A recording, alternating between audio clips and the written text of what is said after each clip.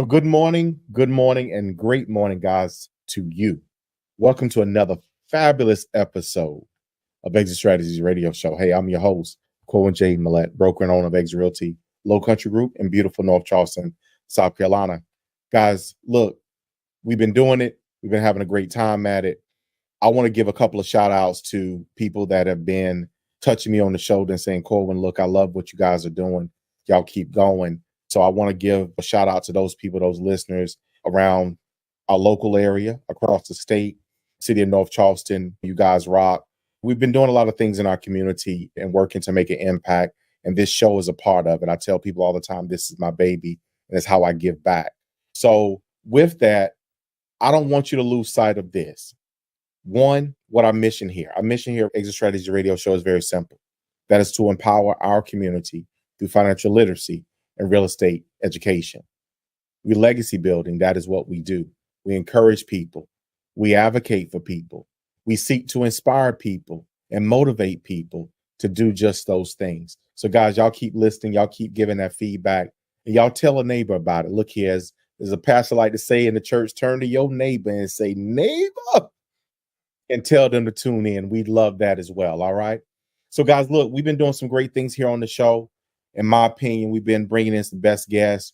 We've been going out and we've been searching, we've been pulling coattails, and we've been asking and begging people, hey, come share your wealth of knowledge with our listeners. We want to motivate, inspire, encourage, empower, and every other adjective that you can think of to make someone better. That's what we want to do. So today is no different, guys. We have none other today with us than Mick Heyman. You're going to love this, listeners. He is a wealth manager.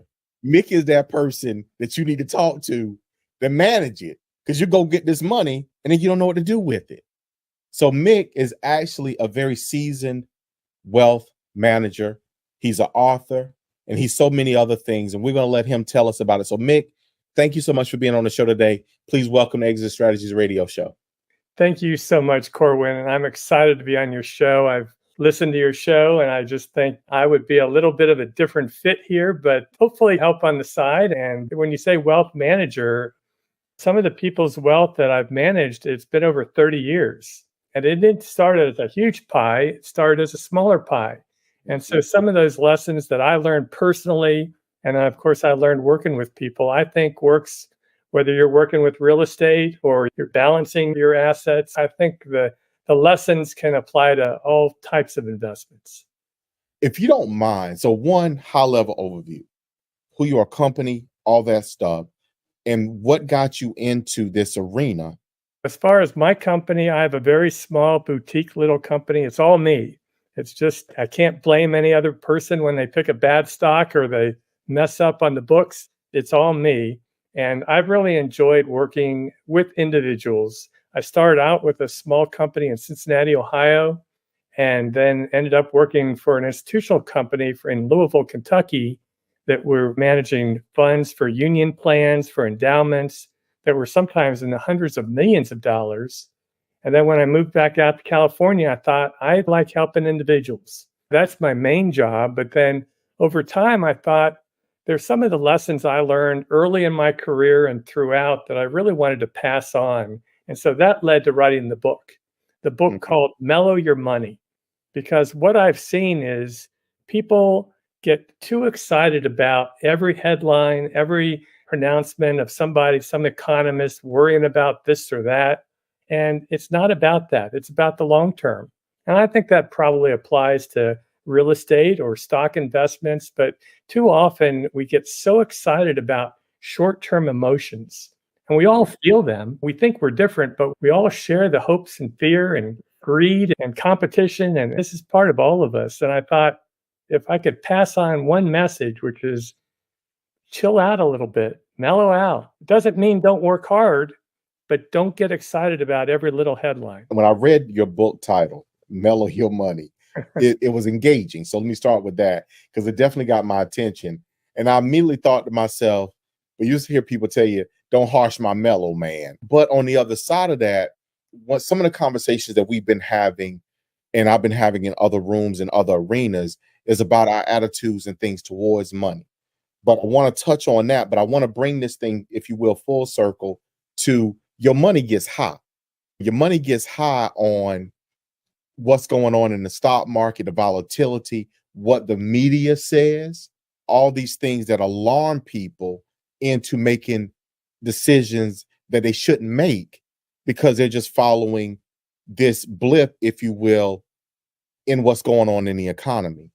Mellow your money, to me, says to someone, oh, let's keep this thing calm and easy.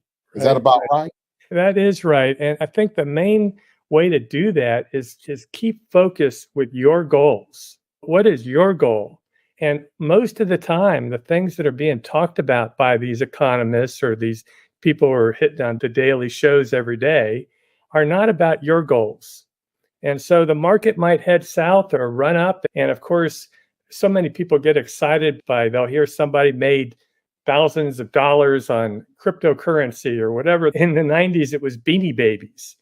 So there's always the next thing to get you distracted from your main emphasis. If it's building, if it's real estate, focus on what it is that you want to do longer term and don't get the short-term emotions caught up. We all can feel it. You can't have the pandemic and have all of us share the pain, the surprise of what happened there. But if we can focus on what is our objective, is it really hurting what we're doing? And then try to put money into a less emotional pocket. That's really the emphasis of what I'm trying to pass on to people. There's a mindset, and I think you referenced it as a psychology, if you will, of money. What drives people to make the decisions that they make. I've talked about this with some financial literacy coaches and counselors that's in that arena. You're at a higher level with it, meaning for the person who just got to figure out initially how I can get my budget in order. That is the person that's talking to the literacy coach, how to get my things in order and make sure I understand how money works. You're the person that exercises it. We know how it works. You work it out. You take the money and grow it. You manage it. Oh, let's put some of it here. Let's put this percentage here and do all those things. But there's still a psychology with money.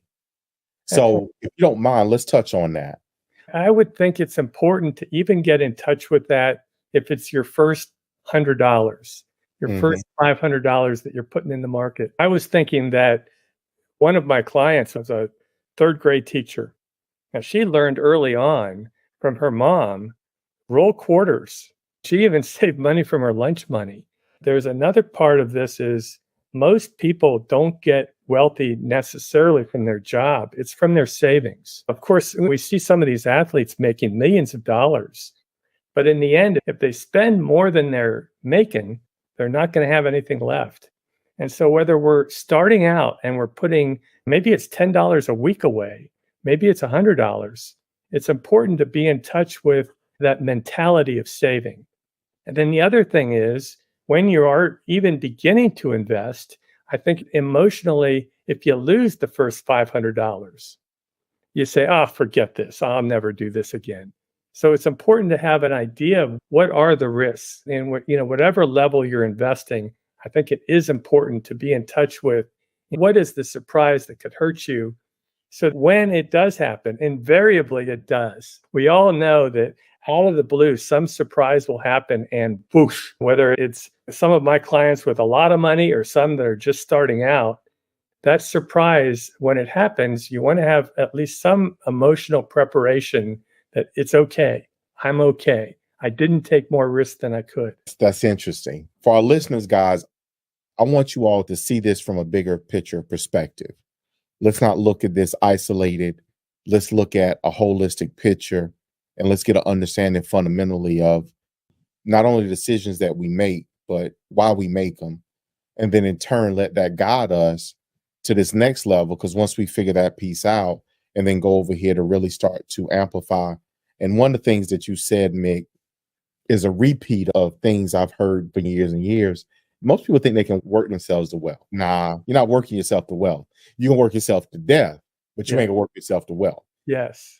Wealth is created by leverage. Most people that build wealth build it fundamentally, like you said, saving and then investing.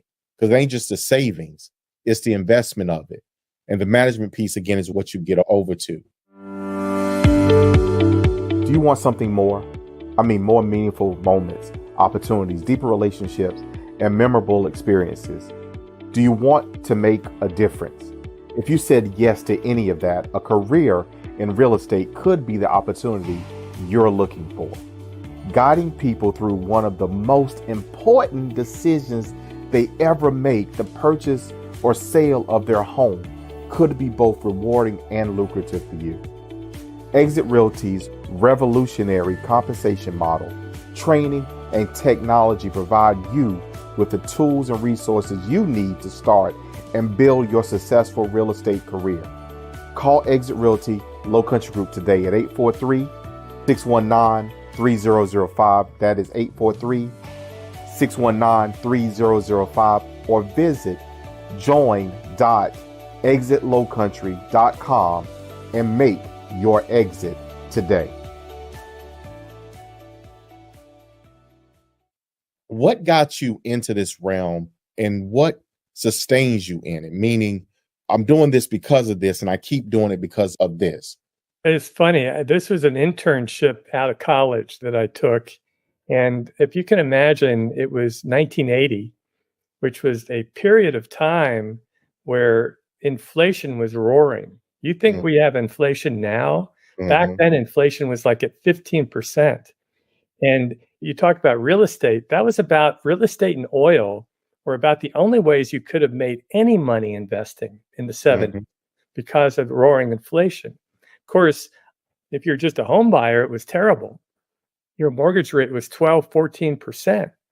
And so you really had to take some risk, but it was real estate. It was hard assets that were making money.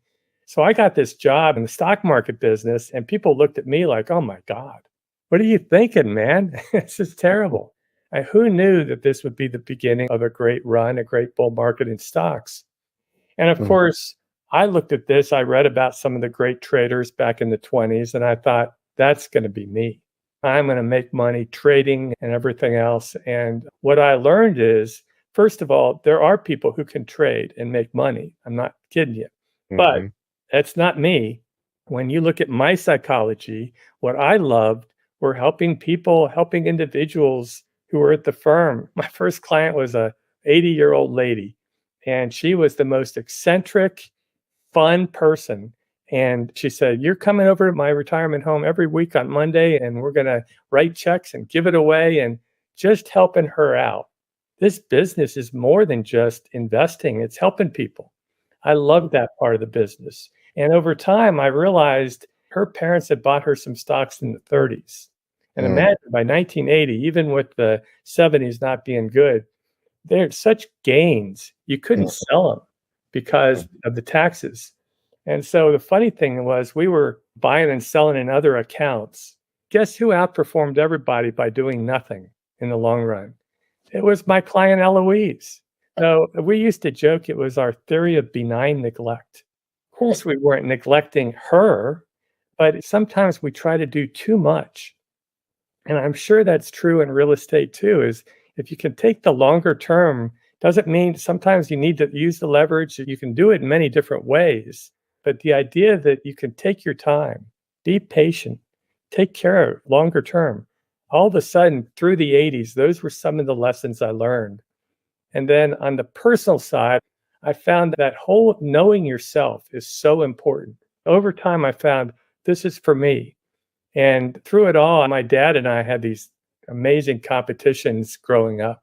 And I had to learn it's not about competition all the time when you're in business. It's about helping people. It's about building something. And so as I worked through some of these issues with my dad, it just enriched my life, him too. And I realized that it's not all about competition.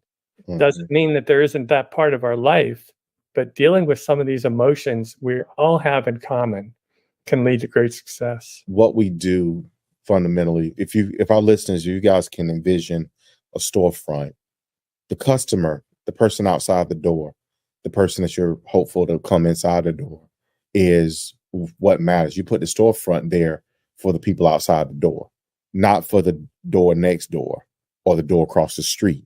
but for the people that's outside the door to give them whatever it is, whatever service, whatever assistance, whatever it is that they desire, whatever material goods, etc. To be able to help someone. And I say this all the time, that I believe that God has given us all a life of service. And within our service is our ministry. And you minister, you help people. But we are oftentimes looking, saying, and we take one verse and we believe that money is not good. Money is necessary. There's things related to that's not good, don't get me wrong, but that's not it. So that's the psychology that sometimes within certain communities that there's a struggle. So we view wealth as being evil, but yet and still we desire to have the things that are sometimes associated with wealth. Imagine that. But there's a psychology, like you said, and like you speak on, of people of means and people of wealth.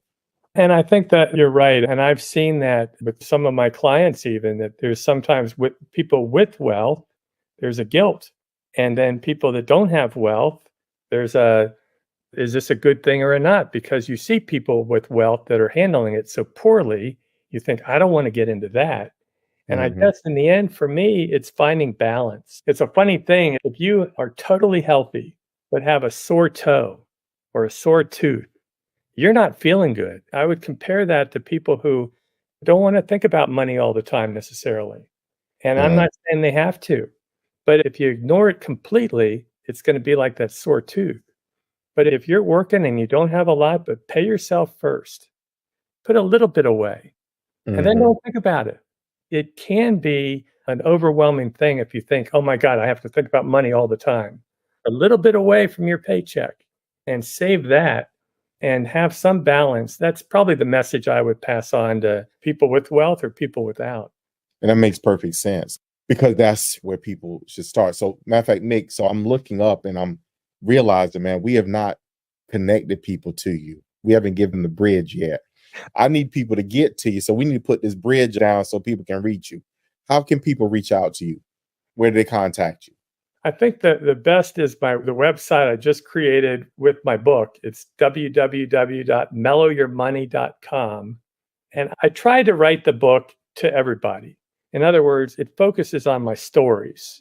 It's not a how-to book. It's not how to make money in stocks or how to make money necessarily in real estate or anything else. It's more how to learn from your experience, because that's how I learn things. You can take a lot of how-to things and say, oh, those would be the ways to do it. But if you don't deal with your own experience or your own lessons that are in your life, I don't think you pay attention to those how-to at the key moments. And so anyway, but email me. It's got my number, my contact information. I'd love to talk to anybody. My mission right now is helping people. And I think given the craziness that we have every day in these 24-hour news cycles, I think to chill out, that's my main message. And I think some of the work you do, Corwyn, is the different people you've had on your show. This is the way to learn. It's not about worrying about every little headline. It's paying attention to a lot of the people you're bringing on to help the basics. Because after that, you don't have to pay attention all the time. That's very true. So, Mick, we're quickly approaching the end of today's show, but I have this question that I ask many of our guests, and I'm going to ask it of you. I call it my mic drop question. It is a hindsight question, because we oftentimes hear hindsight is 2020. So if there's something that you have learned over these years that if you would have known that, quote unquote, way back yonder when, that would have completely changed your trajectory and where you are today, meaning catapulted you to where you are now or beyond, what is that thing? I think as I think about it, it's your experiences, my experiences. That's my education. That's the tuition payment. Those experiences are really painful. But if I would have looked at them as, this is your tuition, this is how you're going to learn, and this is how you're going to grow, I think I would have learned a lot of lessons a lot quicker with a lot less pain. The annex to that is, it's not going to stop. I think people will probably look at you and say, oh my gosh, he knows so much, he's passing on so much. My dad is 92. He looks like a wise guy, and he's still learning lessons. It never stops. We're going to keep getting these lessons and keep growing. And to me, if I could have looked at life like that back a long time ago, earlier, I think it would have helped me a lot. And I'd like to pass that on to other people. I like that because it really is just that. All the learning, everything that you go through, whether it's the triumphs or the failures, the trials, if you will, or the tribulations, they're all part of the tuition for success. That's awesome. I love that. I really do. So, Mick, look, we've had a great show, man.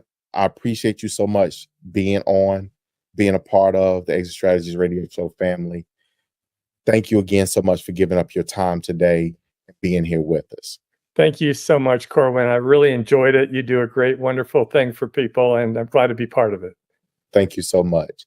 So for our listeners, guys, look, hey, y'all you know how this thing go. Y'all know how I feel. Y'all know what I say. I always put those two things together, and I say it to you this way, which is I love you, I love you, I love you. And we're going to see you guys